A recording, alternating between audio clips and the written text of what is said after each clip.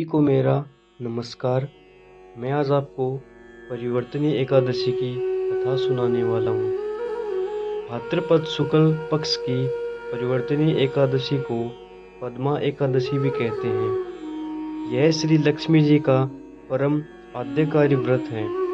इस दिन भगवान विष्णु क्षीर सागर शेष शय्या पर शयन करते हुए करवट बदलते हैं, इसलिए इसे करवटनी एकादशी भी कहा जाता है। इस दिन लक्ष्मी पूजा करना श्रेष्ठ है, क्योंकि देवताओं ने अपने पुनः राज्य को पाने के लिए महालक्ष्मी का ही पूजन किया था। आइए कथा आरंभ करते हैं।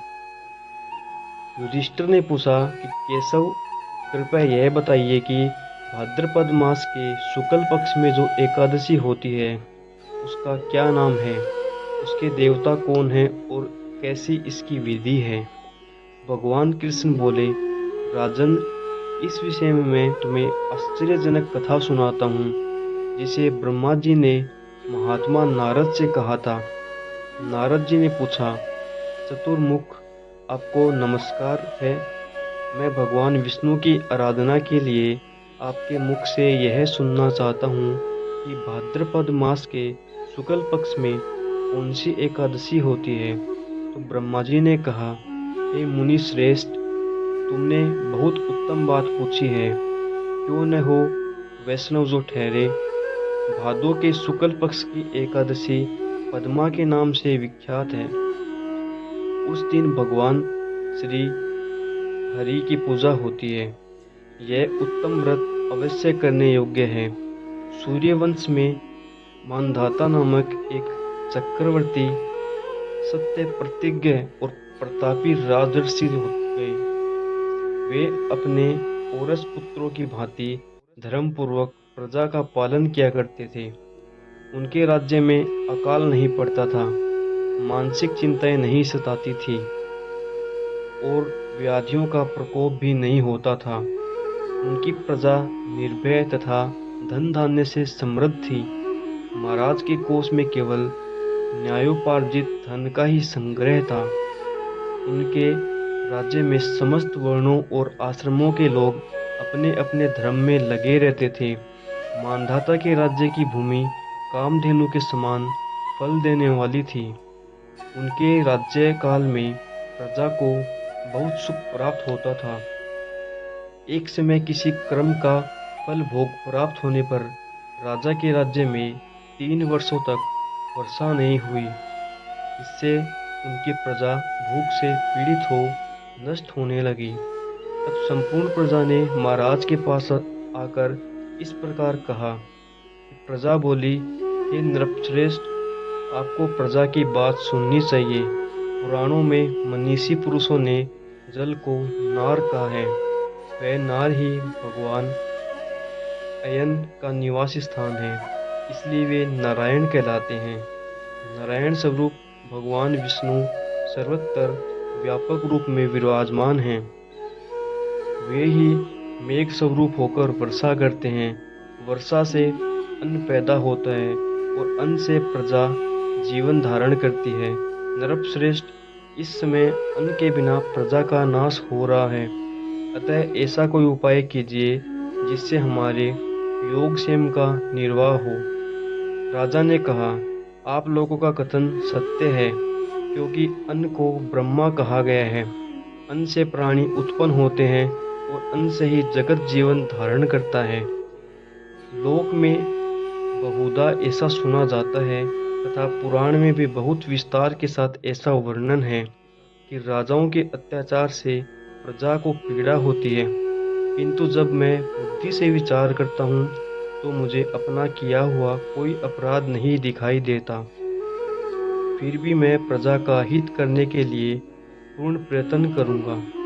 ऐसा निश्चय करके राजा मानधाता इन्हें गिने व्यक्तियों को साथ ले विधाता को प्रणाम करके सघन वन की ओर चल दिए। वहां जाकर मुख्य मुख्य मुनियों और तपस्वियों के आश्रमों पर घूमते फिरे। एक दिन उन्हें ब्रह्मपुत्र अंगिरा ऋषि के दर्शन हुए।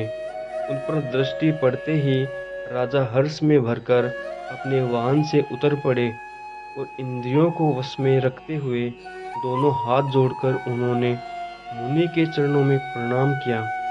मुनि ने भी स्वस्ति कहकर राजा का अभिनंदन किया और उनके राज्य के सातों अंगों की कुशलता पूछी।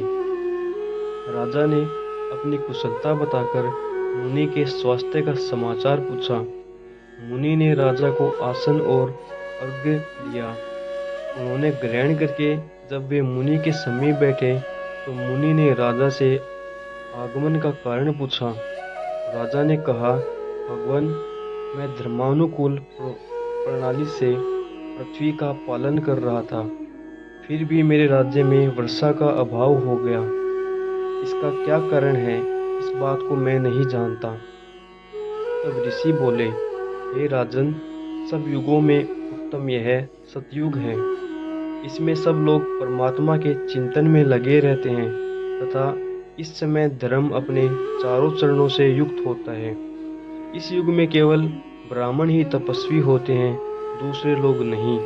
किंतु महाराज, तुम्हारे राज्य में एक शूद्र तपस्या करता है, इसी कारण मेघ पानी नहीं बरसाते।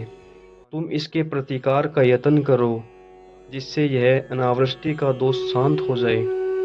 राजा ने कहा, मुनिवर, एक तो वह तपस्या में लगा है और दूसरे वह निरपराध है, अतः मैं उसका अनिष्ट नहीं करूंगा। आप उक्त दोष को शांत करने वाले किसी धर्म का उपदेश कीजिए। तो ऋषि बोले, राजन, यदि ऐसी बात है तो एकादशी का व्रत करो। भाद्रपद मास के शुक्ल पक्ष में जो पद्मा नाम से विख्यात एकादशी होती है, उसके व्रत के प्रभाव से निश्चय ही उत्तम वृष्टि होगी। नरेश, तुम अपनी प्रजा और परिजनों के साथ इसका व्रत करो। ऋषि के ये वचन सुनकर राजा अपने घर लौट आए। उन्होंने चारों वर्णों के समस्त प्रजा के साथ भादों के शुक्ल पक्ष की पद्मा एकादशी का व्रत किया। इस प्रकार व्रत करके मेघ पानी बरसाने लगे। पृथ्वी जल से अपलावित हो गई और हरी भरी खेती से सुशोभित होने लगी। उस व्रत के प्रभाव से सब लोग सुखी हो गए। भगवान श्री कृष्ण कहते हैं, हे राजन, इस कारण इस उत्तम व्रत का अनुष्ठान अवश्य करना चाहिए। पद्मा एकादशी के दिन जल से भरे हुए घड़े को वस्त्र से ढककर दही और चावल के साथ ब्राह्मण को दान देना चाहिए। साथ ही छाता और जूता भी देना चाहिए।